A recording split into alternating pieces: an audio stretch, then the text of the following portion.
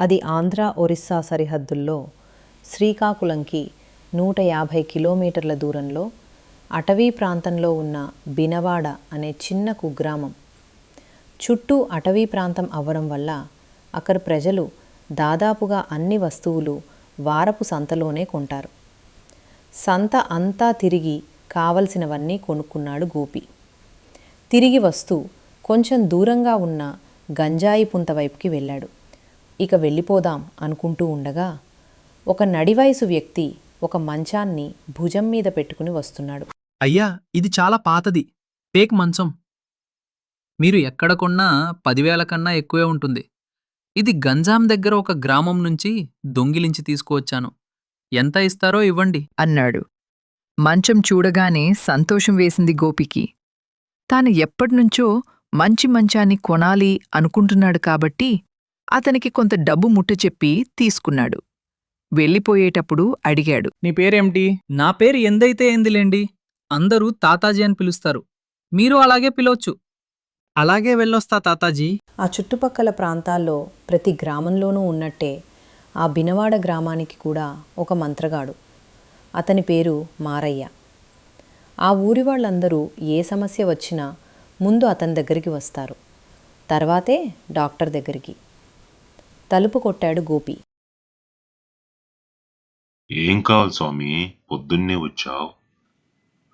చెప్తా వినండి. మా ఇంట్లో ఒక మంచం ఉంది, అది మాట్లాడుతుంది. ఏంటి, మంచం మాట్లాడుతుందా? అవును స్వామి, నువ్వు విన్నది నిజమే. మాట్లాడుతుంది, ములుగుతుంది, ఏడుస్తుంది కూడా. అలాగా? ఆ మంచం కొని ఎంతకాలమైంది? ఎక్కడ కొన్నావు? నేను కొన్న తర్వాత కొన్ని రోజులు బాగానే ఉంది. 2 రోజుల నుంచి రాత్రి పడుకున్నప్పుడు అర్ధరాత్రి ములుగుతూ ఏడుస్తుంది. ప్లీజ్, దయచేసి నన్ను వదిలిపెట్టు, నేను రాలేకపోతున్నాను, దయచేసి నన్ను వదిలిపెట్టు అని మరీ అంటుంది. ఇదేదో పెద్ద విషయమే. నేను గతంలో ఇలాంటివి విన్నాను. నువ్వు భయపడకు. నేను ఈ రోజు రాత్రి మీ ఇంటికి వచ్చి ఆ మంచం మీద పడుకుంటాను. ఏం చెప్తుందో విందాం, తర్వాత ఏం చేయాలో ఆలోచిద్దాం. అమ్మయ్య అనుకుని ప్రశాంతంగా ఇంటికి వెళ్ళాడు గోపి. మాట ఇచ్చినట్టే ఆ రాత్రి గోపి ఇంటికి వెళ్ళాడు మారయ్య. అప్పటికే మంచాన్ని ఇంటి వెనుక పాకలో వేసి ఉంచారు. దోమ తెర కట్టుకొని అక్కడే పడుకున్నాడు మారయ్య. చుట్టూ ప్రహరీ ఉండటం వల్ల అడవి జంతువుల నుంచి భయం లేదు అనుకున్నాడు. హాయిగా నిద్రపోదాం అనుకున్నాడు. కానీ ఏదో తెలియని భయం నిద్ర పట్టట్లేదు. అయినా అలాగే పడుకున్నాడు. అర్ధరాత్రి అయింది.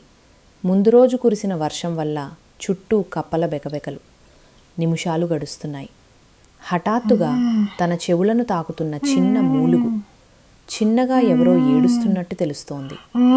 అది క్రమక్రమంగా పెద్దగా అవుతోంది. ఆ మూలుగు తన తలగడ నుంచా దుప్పటి నుంచా అని సందేహం వచ్చి అన్నీ తీసేశాడు. అయినా వస్తోంది సన్నని ఏడుపు. తన శరీరం వణకడం ప్రారంభించింది. చుట్టూ నిశ్శబ్దం. క్రమక్రమంగా చిన్నగా మాటలు వినిపిస్తున్నాయి. దయచేసి నన్ను వదిలిపెట్టు, నేను మొయ్యలేకపోతున్నాను. ఎవరు నువ్వు? నువ్వెవరు నాకు చెప్పు. నేనెవరిని? అదే మాట మళ్ళీ మళ్ళీ వినిపిస్తోంది.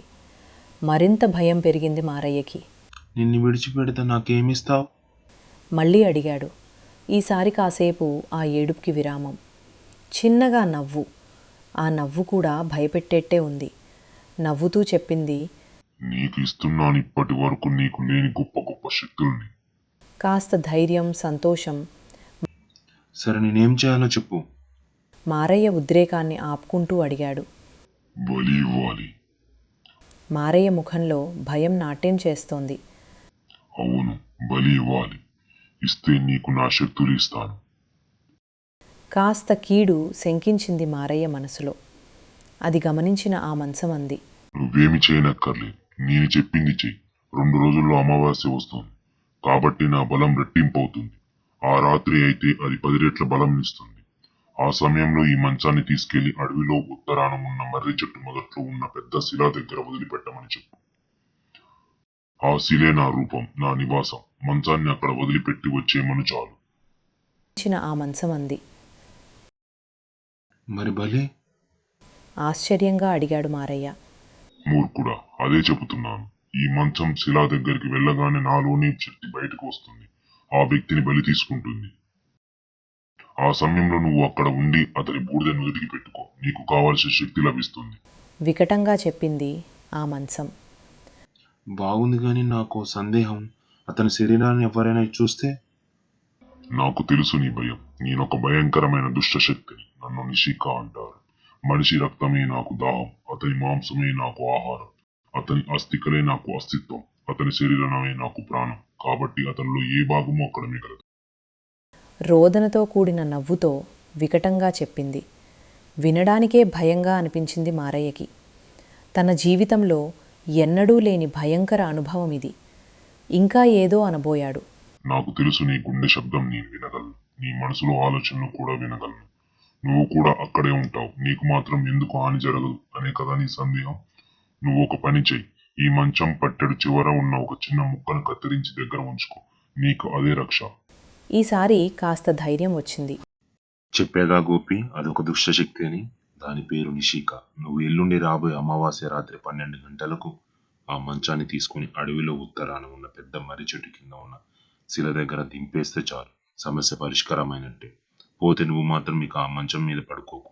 దానితో అస్సలు మాట్లాడవు అని చెప్పి వెళ్ళిపోయాడు మారయ్య. అయితే ఎల్లుండి ఈ మంచాన్ని వదిలించుకోవటం అన్నమాట అనుకున్నాడు గోపి. సరే, అనవసరంగా కొన్నాను అని ముందుగా బాధపడినా అది తననేమీ చేయనందుకు సంతోషంగానే ఉంది. సరే, రాత్రి మళ్ళీ ఈ మంచం మీద పడుకోకూడదు అనుకున్నాడు. మారయ్య చెప్పినట్టు తాను అసలు మాట్లాడకూడదు అని కూడా అనుకున్నాడు గోపి. రాత్రయింది. ప్రశాంతంగా పడుకోవడానికి ఎంత ప్రయత్నించినా నిద్ర రాలేదు. దృష్టి మంచం మీదే ఉంది. ఇప్పటి వరకు అది తనని ఏమీ చేయలేదు అంటే ఇక పై కూడా చేయకపోవచ్చు. ఒక్కసారి ప్రయత్నిస్తే పోలా అనుకున్నాడు. నిశ్శబ్దంగా వెళ్ళి మంచం మీద పడుకున్నాడు. కొంతసేపు నిశ్శబ్దంగానే గడిచింది. అర్ధరాత్రి హఠాత్తుగా మరలా మూలుగు, చిన్నగా మరలా ఏడుపు. కాసేపు విన్నాడు. ఇక ఉండబట్టలేక మాట్లాడేశాడు. ఎవరు నువ్వు? చూడు, నువ్వు ఈ మంచం కొని తప్పు చేశానని బాధపడుతున్నావని నాకు తెలుసు. నీ బాధపోయే మార్గం చెప్తాను. సరే చెప్పు మరి. నువ్వు నన్ను వదిలిపెడితే నీకు అపారమైన నిధి ఉన్న స్థలాన్ని చూపిస్తాను. నేనేం చెయ్యాలి? బలి ఇవ్వాలి. కంగారు పడకు. నువ్వేం చేయాల్సిన అవసరం లేదు. నువ్వు రేపు ఈ మంచాన్ని తీసుకొచ్చే పనిని ఎవరికైనా అప్పగించు. మంచాన్ని శిలా దగ్గర వదిలి దాన్ని చూడమని చెప్పు. నేను అతని కాళ్ళ ద్వారా అతనిలోకి ప్రవేశించి వాడిని బలి తీసుకుంటాను. ఆ తర్వాత నీకు నేను చూపించే స్థలంలో తవ్వితే అపారమైన నిధి ఉంటుంది. కానీ నాకు తెలుసు నువ్వేమంటావు. ఈ మంచంలోని ఒక ముక్కను నరికి నువ్వు తీసుకెళ్ళి అది నీ దగ్గర ఉంటే నీకు, లేకపోతే నువ్వు కూడా చనిపో. సరే, తప్పకుండా అలా చేస్తాను. అంటే మారయ్య తనని బలి ఇచ్చి నిధిని పొందుదాం అనుకున్నాడనమాట. ఏమైనా ఈ రాత్రి మంచం మీద పడుకోబట్టి తనకు నిజం తెలిసింది. లేకపోతే అంతే సంగతులు తలుచుకుంటేనే వణుకు వస్తోంది. ఏవండి, ఇక్కడ గోపిగారిల్లు ఎక్కడండి? అడిగాడు రాజు. అవతలి వ్యక్తి ఒక సందు చూపించాడు. ఈ సందులోనే ఆఖరి పెంకుటిల్లు అని వెళ్ళిపోయాడు ఆ వ్యక్తి. రాజు ఆ ఇంటివైపు వెళ్ళాడు. చూస్తూనే స్నేహితుని పట్టుకుని కుశల ప్రశ్నలు అడిగి, ఒరే గోపి, ఎలా ఉన్నావురా? చాలా రోజులైంది నిన్ను చూసి. అంతా బాగున్నావా?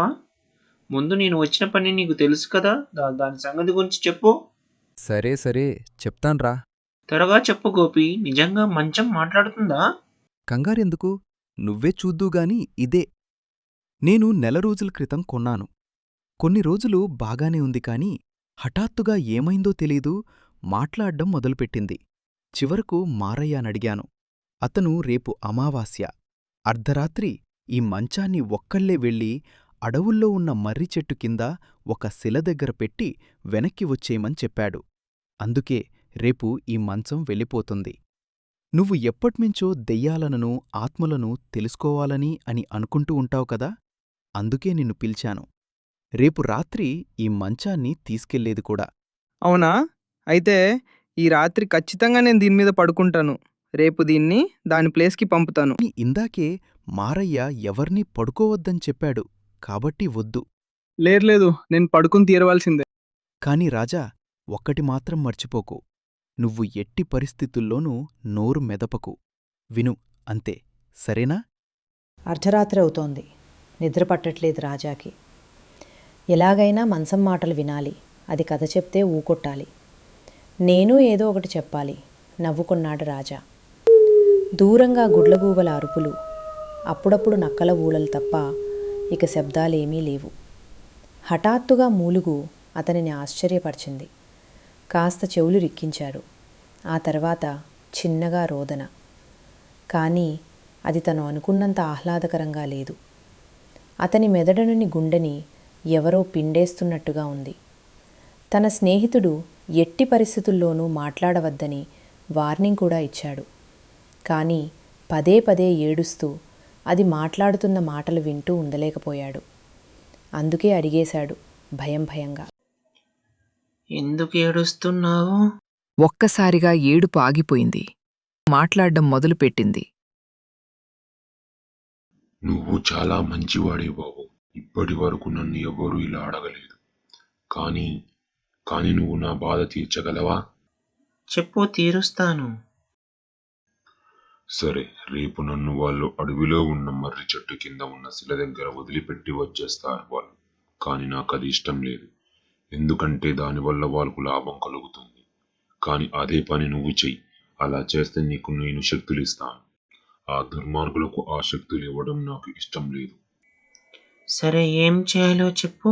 నిజానికి నన్ను అక్కడ వదిలిపెట్టిన వాళ్ళు అక్కడే చనిపోతారు. అది వాళ్ళకు తెలుసు. అందుకే ఆ పని నీకు అప్పగించాడు. వింటూనే మనసు ఉడికిపోయింది రాజాకి. నమ్మక ద్రోహం చేసిన స్నేహితుడి మీద విపరీతమైన కోపం. నీ బాధ నేను అర్థం చేసుకోగలను. నీ స్నేహితుడు నిన్ను వంచాడు. కానీ నేను నీకు ఒక సాయం చేస్తాను. సరే చెప్పు. విను, నువ్వు రేపు మంచం తీసుకుని మర్రి చెట్టు దగ్గర ఉన్న శిల వద్దకు రా. నిన్ను చూడటానికి, నీ చావు చూడటానికి వాళ్ళిద్దరూ నీ వెనకాల నక్కి వస్తారు. వారికి తెలియని విషయం ఏమిటంటే అక్కడ ఉన్న వాళ్ళందరూ చేస్తారు. కానీ ఒక పని చెయ్యి. ఈ మంచం పట్టెడు అంచును కత్తిరించి నీ దగ్గర ఉంచుకో. అప్పుడే నా శక్తి నిన్ను ఏమీ చేయదు. వాళ్ళిద్దరిని చంపి నువ్వు క్షేమంగా రావచ్చు. పైగా నీకు కొత్త శక్తి కూడా వస్తుంది. ఆ శక్తి ఏమిటి? నీకు బాగా ఇష్టమైనదే, ఆత్మలతో మాట్లాడే శక్తిని నీకు ఇస్తాను. ఈరోజు మంచాన్ని తీసుకెళ్లడానికి నీకు అభ్యంతరం లేదు కదా? తప్పకుండా తీసుకెళ్తాను. అర్ధరాత్రి 12 గంటలైంది. అమావాస్య కారు చీకట్లు చుట్టూ దారిని కనపడనివ్వడం లేదు.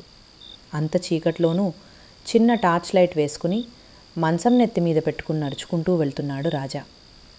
ఊరు దాటాక శ్మశానం దగ్గర ఉన్న మారయ్య వెళ్తున్న రాజాని చూశాడు.